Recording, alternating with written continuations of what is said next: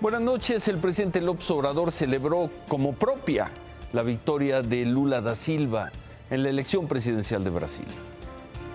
Felicidades, estamos muy contentos en México por tu triunfo. Me gustaría muchísimo, mucho, que nos acompañaras un día. O único problema que eu tenho, presidente, é na minha agenda, porque eu não sei o que vai acontecer aqui no Brasil. Então eu estou aguardando um pouco. Eu teria um imenso prazer de visitar, porque a sua presidência ela é um êxito extraordinário no México. Yo creo que el presidente Bolsonaro va a aceptar la realidad. Te mando un abrazo, mi hermano, mi compañero, mi amigo Lula. E diga para todo mundo, Lula ama o México. Y dígale a todo mundo que Lula ama a México. América Latina es hoy, esta noche, bueno, lo será en unos días, ya con Brasil incluido, un subcontinente dominado en su inmensa mayoría por gobiernos de izquierda. Algunos de ellos muy distintos entre sí, pero a fin de cuentas, todos con etiqueta de izquierda. ¿Quién lo hubiera dicho hace 4 décadas, cuando gobernaban las brutales dictaduras militares? La izquierda gobierna, vamos a incluir allá Brasil, gobierna México, Honduras, todo lo que se ve en rojo, Nicaragua, Colombia, Venezuela, Perú, Bolivia, Chile, Argentina y en breve lo hará en Brasil después del triunfo de ayer de Lula. Esta década, estos años, esta generación estará marcada por la izquierda. ¿Será capaz ese conjunto de gobiernos de reducir la injusticia social, la corrupción, la impunidad? ¿O ese mapa que acabamos de ver, el mapa y que está ahí atrás, el mapa rojo, será recordado en unas décadas como el de otro fracaso latinoamericano? Lo concreto es que con Brasil la izquierda gobernará, no hace esa cifra, a más de 550 millones de personas en América Latina contra los gobiernos no de izquierda, los pocos que quedan, Paraguay, Uruguay, Ecuador, 61 millones de personas. Es una proporción de 9-1, con ventaja de la izquierda. Es una oportunidad histórica. Por lo pronto, la izquierda brasileña baila.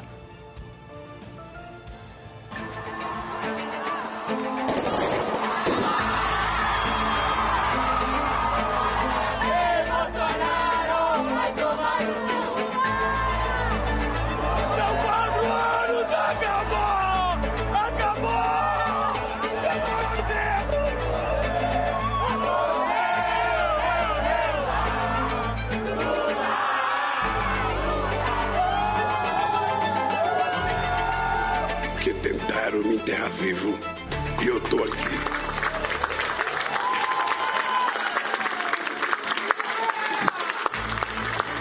Estou aqui para governar esse país numa situação muito difícil, mas eu tenho fé em Deus que com a ajuda do povo nós vamos encontrar uma saída para que esse país volte a viver democraticamente, harmonicamente, para que a gente possa construir o mundo que nós precisamos e o Brasil. Ganó Lula, volverá a ser presidente de Brasil. Jair Bolsonaro se convirtió en el primer presidente de Brasil que no gana una reelección. Dijo que no impugnará el triunfo de Lula, pero que tampoco saldrá a felicitarlo. Y así como vimos a muchos brasileños, deben ser millones de brasileños bailando por el triunfo de Lula, 58 millones, 58 millones que votaron por él lloran la derrota de Bolsonaro. 58 millones de votos, para darnos una idea, equivale a los votos totales que obtuvieron López Obrador, Ricardo Anaya y José Antonio Meade en 2018. De ese tamaño fue la victoria y de ese tamaño la derrota. Vamos a ver las cifras. Lula obtuvo 60.300.000 votos, el 50.9%, y Bolsonaro más de 58 millones, 49.1%. La diferencia fueron 2 millones de votos, 1.8%. Como decía Lula, va a ser difícil gobernar a ese país. Bolsonaro no ha aparecido en público desde que se conocieron los resultados, hace más de 24 horas. Tampoco se ha pronunciado sobre el triunfo de Lula da Silva. De acuerdo con su ministro de Comunicación, Bolsonaro está tranquilo, sereno y supuestamente mañana emitirá un mensaje. Bueno, regresando a México, Brasil, veíamos al inicio del programa la conversación del presidente con Lula da Silva. Temprano en su conferencia de prensa, el presidente López Obrador hizo este elogio al sistema electoral brasileño comparándolo con el mexicano. Ojalá, y ahora que se está discutiendo lo de la reforma electoral, vaya una comisión de legisladores a Brasil. Ayudaría mucho un sistema así, seguro, imparcial, eficiente, rápido. Aprovecho para informar que es una reforma electoral para que haya democracia. No es desaparecer al órgano encargado de organizar las elecciones. No es desaparecer al órgano encargado de las elecciones, aunque no dijo al INE. Nada más para recordar la noche de aquel domingo de julio en que ganó el presidente López Obrador. Por ahí de las 10 de la noche el presidente estaba dando un largo mensaje en un hotel en el centro de la ciudad y de ahí antes de la medianoche se fue a celebrar al Zócalo. Eso es la experiencia más reciente que tenemos. En fin, bueno, el presidente aseguró que hay campañas de los, como dice él, de los conservadores, asegurando que lo que busca su proyecto de reforma electoral es destruir al INE. Bueno, pues hoy no solo los conservadores, sino otros grupos también consideran que ese sería el objetivo, acabar con el INE. Y hoy, quien salió a decirlo fue la Comisión del Episcopado Mexicano. En un comunicado, el episcopado aseguró que la iniciativa del gobierno federal que se está discutiendo en la Cámara de Diputados es claramente regresiva. El episcopado respalda al INE y hace un llamado a la prudencia de los legisladores para que no pongan en riesgo la estabilidad y gobernabilidad democrática del país. Llegamos también, así como en América Latina llegamos a la hora de la izquierda, aquí vamos a llegar al noviembre de la reforma electoral, el noviembre de la consolidación o quizá el desvanecimiento del INE.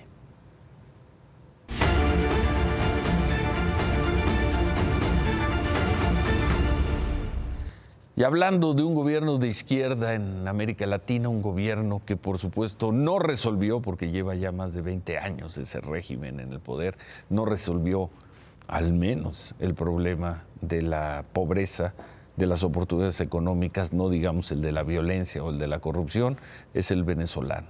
Y desde hace varias semanas hemos visto una enorme cantidad de venezolanos que vienen a México con la idea de ir a Estados Unidos. Bueno, hoy una protesta pacífica de venezolanos entre Ciudad Juárez y El Paso, Texas, terminó en este incidente entre migrantes, que en su mayoría eran venezolanos, y agentes de la patrulla fronteriza que les dispararon.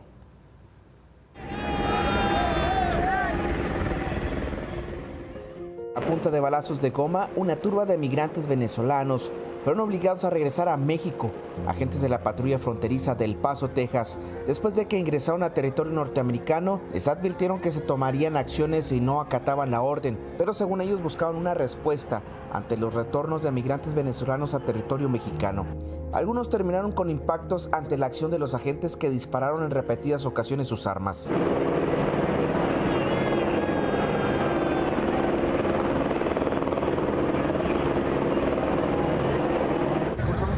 un mensaje y nos han atacado, nos han agredido. Y ya pues uno como en defensa se queda parado gritando y ya nos disparan ya pues. Todos corrieron del lado mexicano para evitar ser detenidos. Los que se quedaron del lado de Ciudad Juárez también corrieron para evitar ser alcanzados por las balas de goma. Otro oficial saca su arma de reglamento y apunta hacia las personas, hacia los niños. Y nosotros en ningún momento empezamos a contra ellos, solamente corrimos otra vez para este lado porque no queremos que nos lleven quién sabe para dónde. Todo inició cuando unos 50 migrantes cruzaron a colocar una bandera norteamericana que hicieron con la ayuda de un artista plástico. Esto era un símbolo de protesta pacífica, pero todo se salió de control. Todos después del enfrentamiento regresaron al campamento que montaron a la orilla del río Bravo, mientras que del otro lado de la frontera se redobló la seguridad ante la amenaza de otro intento de cruce masivo. Lo que le faltaba a estos venezolanos que vienen huyendo de su dictadura de izquierda, es que la patrulla fronteriza les disparara balas de goma, pero les disparara. El jefe de la Unidad para América del Norte del gobierno mexicano, Roberto Velasco, ya pidió información al gobierno de Estados Unidos de por qué hubo un, así lo llamó, potencial uso excesivo de la fuerza contra estos migrantes venezolanos allí en la zona de Ciudad Juárez y El Paso. Pidió a nombre del gobierno mexicano respeto a los derechos humanos de los migrantes. La patrulla fronteriza respondió que utilizaron proyectiles de gas pimienta y que no eran balas de goma. Dijeron también que los disparos fueron porque uno de sus agentes fue agredido por los migrantes. Y hablando de venezolanos, afuera de la Embajada de Venezuela, aquí en la Ciudad de México, en Polanco, hay al menos unos, pues ¿qué serán? Unos 50 venezolanos durmiendo así, imágenes de esta noche. Ya pusieron cobijas, cartones, muchos de ellos están a la espera de que su gobierno les facilite un vuelo humanitario para que puedan regresar a aquel país, porque dicen han fracasado en su intento de llegar a Estados Unidos. Otros están de paso esperando juntar dinero para seguir avanzando hacia algún punto de la frontera norte. Los venezolanos también en el último día de octubre del 2022.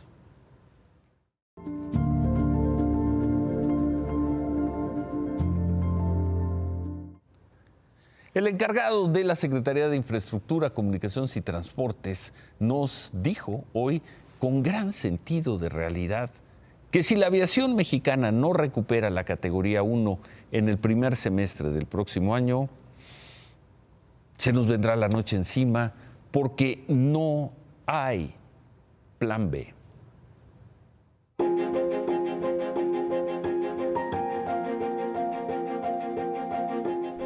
Casi año y medio después de que la categoría de seguridad de la aviación mexicana fuera degradada por autoridades de Estados Unidos, se dio el primer acercamiento de alto nivel entre funcionarios responsables de ambos países.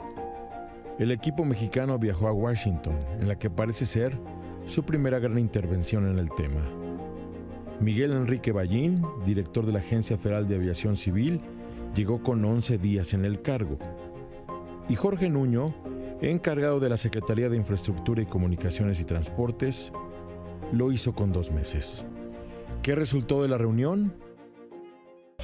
Pues nuestra meta sería poder tener el resultado hacia abril, antes de que empiece el verano, para que las aerolíneas puedan programar sus vuelos. En mayo ya tendríamos la regreso a la categoría 1 y ya podríamos programar los vuelos hacia el inicio del verano. Según este objetivo, las líneas aéreas podrían programar sus nuevas rutas con sus respectivos slots hacia y desde Estados Unidos en todos los aeropuertos del país. El primer beneficiario sería el nuevo Felipe Ángeles, que podría despachar y recibir vuelos comerciales regulares y de carga. Para lograr la meta, el equipo mexicano se plantea 3 hitos o escalas obligadas rumbo al destino final. 1. Cambios legislativos para fortalecer a la FAC. Tendrían que estar listos en febrero. 2. Completar el plan de acción correctiva en diciembre. Y 3. Estar listos para la auditoría, que esperan comenzar en febrero. Estas evaluaciones suelen llevarse entre 3 y 4 semanas, periodo crucial en el que la aviación mexicana estará en examen. Luego vendrán cielos azules o los peores nubarrones. ¿Y si no? ¿Y si no tenemos esa aprobación en marzo? Se nos viene la noche. No tengo plan B, o sea, No hay plan B. el plan es recuperar la categoría. Y no hay plan B. No tengo un plan B. Pues mucha suerte a las autoridades mexicanas, a las autoridades de aviación. No hay plan B. Ojalá se consiga ese regreso a la categoría 1 en el primer semestre del próximo año. Claudia, buenas noches. Ciro, buenas noches. Hace unos minutos culminó también una rodada en Azcapotzalco con motivo del Halloween, con motivo del Día de Muertos. En esta rodada del terror participaron alrededor de 100 motociclistas y algunos vehículos. La mayoría de ellos, como lo vemos en pantalla, disfrazados, repartiendo dulces a los niños y recorriendo varios puntos de la alcaldía. La diferencia entre esta y la rodada de ayer es que hoy sí contaban con permisos. Preguntamos al gobierno de la Ciudad de México y nos informaron que el saldo fue blanco y que durante toda esta rodada fueron escoltados por policías.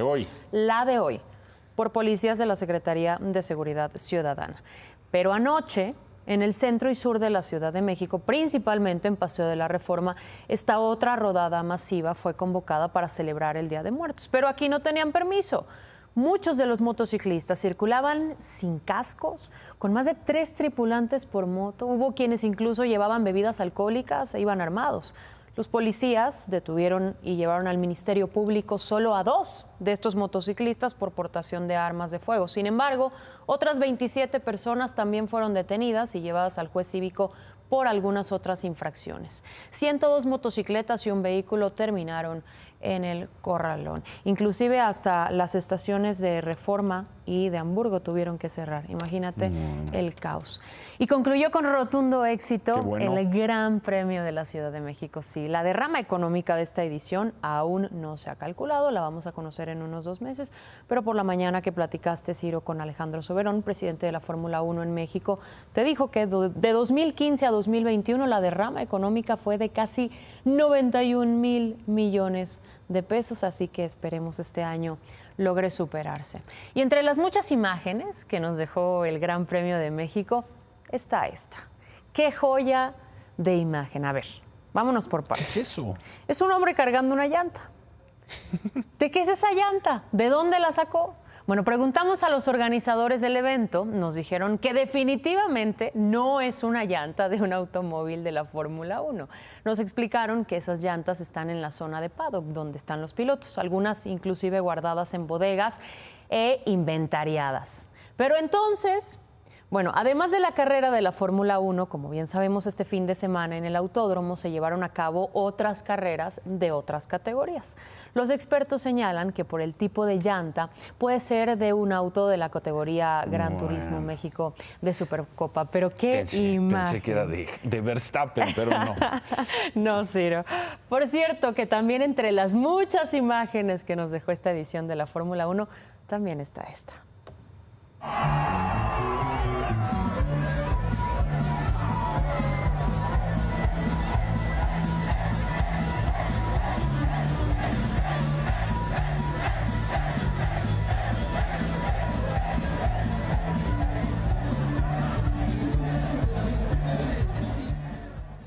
Estuvo buena. Hasta el vendedor de cervezas, ¿lo viste? Estuvo buena la fiesta. Bueno, va a tener en unos momentos toda la información sobre la carrera de ayer, Javier Alarcón. Bueno, por cierto, se habló sobre la ausencia del expresidente Felipe Calderón en el Gran Premio de México. Hay que recordar que Felipe Calderón es presidente de la Comisión de Medio Ambiente de la Federación Internacional de Automovilismo. Lo hemos visto en otras carreras, como la de Mónaco, pero ayer no vino al Gran Premio de la Ciudad de México. Hoy, temprano, tiempo de México, el expresidente Calderón tuiteó que está en Berlín, participando en la reunión del Club de Madrid, que agrupa expresidentes y ex primeros ministros. Bueno, y mientras él está en Madrid, aquí le siguen tundiendo. El secretario de Gobernación, Adán Augusto López, volvió a hablar del operativo Rápido y Furioso, aquel con el que se introdujeron armas de Estados Unidos a México para rastrearlas y dar con grupos criminales. Y hoy el secretario de Gobernación volvió a decir que Felipe Calderón sí está siendo investigado internacionalmente. Sí hay, desde luego, una denuncia penal internacional presentada en La Haya, en los Países Bajos, en Holanda, en contra, entre otros, de Felipe Calderón Hinojosa. Por eso nosotros hemos sostenido que el brazo de la justicia tarda en llegar, pero que llegará.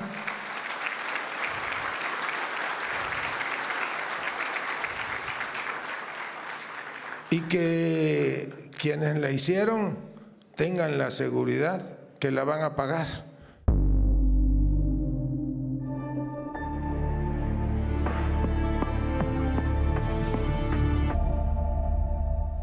La polémica, la controversia, el grupo de expertos independientes hizo pedazos los mensajes de WhatsApp que presentó como evidencias hace par de meses la Comisión de la Verdad del caso Ayotzinapa y el subsecretario Alejandro Encinas. Pero al final los expertos internacionales dijeron que sí, que fue el ejército y que las acciones que tienen en la cárcel al menos a 5 personas se mantienen firmes. Entonces,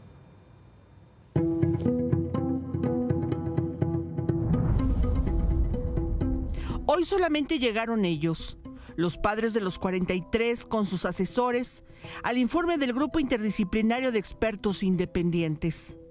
Esta vez, el subprocurador de Derechos Humanos, Alejandro Encinas, no asistió, a pesar que él y sus nuevas evidencias que sustentaban su verdad alterna eran los protagonistas. Hoy, más de la mitad del informe Encinas, de 97 páginas, en las que reprodujo más de 400 capturas de pantalla de supuestas conversaciones de WhatsApp entre los implicados en la desaparición de los normalistas, fue desacreditado por el grupo de expertos, porque sus nuevas evidencias no pasaron la básica de un peritaje informático. Llevan a considerar esta evidencia como inconsistente y que además de ello no puede ser considerada como tal en un proceso judicial. La investigación sobre cómo fue obtenida y las circunstancias irresponsables de su realización debe ser objeto de una investigación. Una investigación que no dijeron contra quién. Sí, contra el mismo Alejandro Encinas, que dio por buenas esas conversaciones y se las presentó a los padres de los normalistas y a la misma Fiscalía General de la República sin cotejar su veracidad, o solo contra quienes las fabricaron y se las dieron. Las filtraciones o intentos de plantear como ciertas pruebas o versiones no contrastadas corren el riesgo de generar en el futuro mayor impunidad en el caso. El peritaje del grupo de expertos concluyó que las capturas de pantalla no correspondían a la fecha de su creación y envío. No se pudo establecer de qué cuenta del celular salieron los mensajes.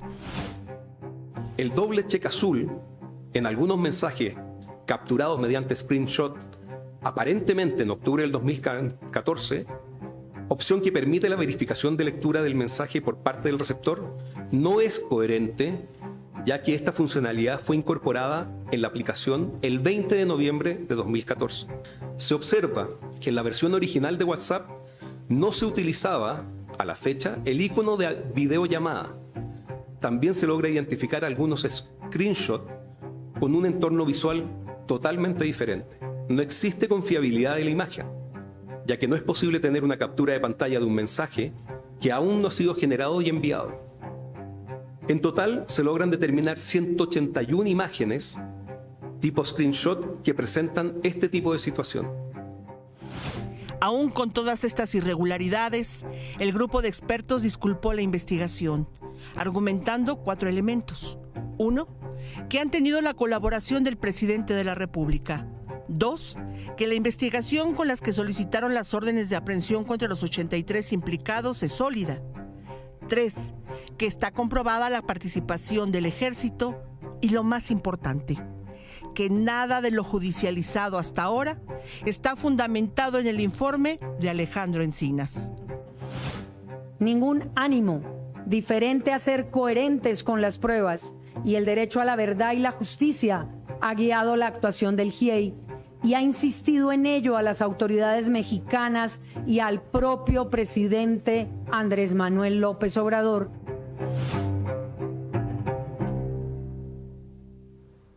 Y entonces, más incertidumbre, más confusión. El Centro de Derechos Humanos Miguel Agustín Pro, que brinda acompañamiento legal a los padres de los normalistas desaparecidos, refrendó su apoyo al grupo de expertos independientes y pidió al gobierno federal rectificar con apertura a la asistencia técnica internacional. Y por otro lado, la Fiscalía General de la República informó que José Jorge Valderas, el JJ, fue sentenciado a 36 años de prisión por los delitos contra la salud, por posesión de cocaína con intención de venta, lavado de dinero y portación de arma de fuego de uso exclusivo del Ejército. El JJ fue colaborador del narcotraficante Edgar Valdés Villarreal, de la Barbie. Lo detuvieron en abril del 2011 en Bosques de las Lomas, aquí en la Ciudad de México. Pues hoy está preso en el Penal Federal de Tapachula, en Chiapas. No olvidemos también que el JJ fue o es recordado por ser el responsable de haberle disparado en la cabeza al entonces jugador del América, al paraguayo Salvador Cabañas. Este ataque ocurrido en enero del 2010 en los baños del Barbar, un antro de moda en ese tiempo ubicado en Insurgentes cerca Sur. de aquí. Así es. Bueno, Salvador Cabañas sobrevivió a este ataque, pero quedó con algunas afectaciones severas, afectaciones motrices, y dejó de jugar fútbol de manera profesional. El JJ. Gracias, Claudia. Ciro, no me puedo ir. No, porque este fin de semana regresó el tan esperado desfile del Día de Muertos. Qué imágenes, qué postales nos dejó este desfile. 2 años tuvimos que esperar para volver a ver a las Catrinas, al Charro Negro y las más antiguas tradiciones de nuestro país pintando de colores Paseo de la Reforma, porque la riqueza cultural de México se demuestra así.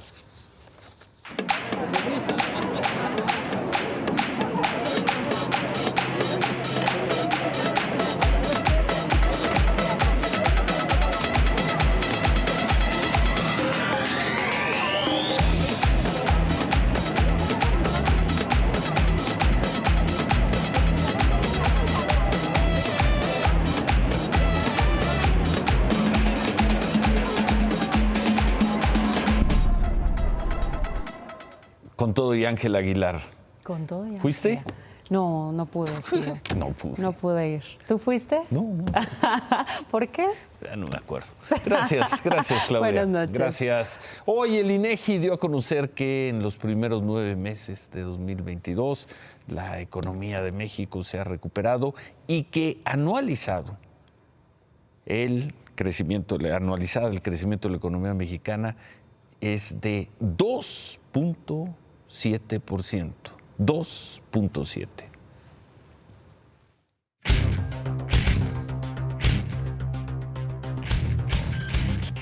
No que no, David. A ver, buenas noches. Yo siempre he dicho que en algún momento la economía se tenía que recuperar. Hoy se da a conocer este dato de un crecimiento del 2.7% anual. Los últimos 12 meses, septiembre. 2.7%. No está mal. 4.3% con respecto al anterior. No está mal. Tampoco está bien, ¿eh? 2.7. Vamos a ponerlo en contexto. A ver. Todavía la economía mexicana no recupera el nivel de 2019. Y no se diga el de 2018. De acuerdo con algunas estimaciones, estamos como un punto abajo de lo que era el tamaño de la economía en 2018 y la economía ahora. Si lo tomas nada más, dices, bueno, ok, vamos a tomar la pandemia. No nos hemos alcanzado a recuperar de la pandemia. Déjame hacerte un ejemplo. Imagínate que éramos, no sé, 100. Caímos 10%, entonces somos 90. Pero crecimos 5%. No somos 105, somos 95. 94.5. Pues porque 5%. Todavía nos faltarían 5 para llegar a donde estábamos. Ya estamos cerca de recuperarnos de la pandemia, pero todavía no de cómo estábamos el sexenio pasado. Hubo una recuperación muy importante en este dato que se da a conocer trimestral en el sector 2.7. Sí, en el sector servicios. porque había estado muy deprimido. Piensa en el año pasado. Restaurantes, tiendas, bares, sí, turismo, sí. y han crecido muy fuerte. Entonces, el dato es bueno, sí. De hecho, prácticamente ya desde el viernes, todas las casas de análisis con el indicador anticipado, ya todas las casas de análisis están hablando que vamos a crecer este año como el 2.7%. Lo que llevamos ahora se va a mantener. Más o menos, hay algunos están entre el 2.4 y el 2.7. Pues sí, muy bien, suena muy bien. Es el promedio que tenían los neoliberales tradicionalmente año con año. Y aquí lo relevante es que apenas estamos saliendo de una enfermedad, de un virus que nos curamos como los animalitos del bosque. Pensé que ibas a estar más optimista. No, es un buen dato. A ver, sí. Déjame ponerte otro ejemplo. Le gana el Pachuca 5-1 al Toluca. Y luego el segundo partido le gana 3-1. Es como que los del Toluca dijeron, ya recortamos las pérdidas, ya nada más perdimos 3-1, ya no 5-1 Así es, o sea, es un buen dato económico. Recuperamos 20%. Recuperamos 20%. Es que esa es la medición que debe hacerse. Sí es buen dato, sí. La economía se está recuperando como animalito del bosque, también. Pero todavía nos falta para que este no sea un sexenio perdido. Te daba el dato. Se calcula que a la economía le falta 0.7, 0.8% para tener el mismo tamaño que tenía en diciembre del 2018. Déjala ahí ya, déjala ahí. Y remátala, David. Ken Salazar es muy bueno, el embajador de Estados Unidos en México, es muy bueno para convencer. Ojalá que logre convencer a Raquel Buenrostro de que pelearse no es una buena idea para México. Javier. Ciro, amigo, regresamos con el nuevo técnico de Chivas. Espejitos, una apuesta moderadamente riesgosa. Volvemos para decirles quién es y a dónde va el Guadalajara. 550 millones de latinoamericanos quedarán bajo gobiernos de izquierda. Eso sí es histórico. México, Brasil, Argentina, Colombia, Chile, Perú y sí, también Nicaragua, Bolivia, Venezuela. No hay espacio para los pretextos, para seguir culpando a los españoles, a los imperialistas, a los yanquis. O América Latina comienza a concretar, ahora sí, algunos de sus sueños de igualdad, o esta generación, la de los Lulas, López Obrador, Petros, Fernández, pasará también a la historia como una nueva generación del fracaso. Por el bien de todos, por el bien de América Latina, ojalá acierte. Si no, el desencanto podría ser monumental y las consecuencias quizá gravísimas. 550 millones de latinoamericanos gobernados por la izquierda. Llegó ese día. Hoy. Se quedan con ¿Qué importa? Gracias, buenas noches. ¡Ánimo!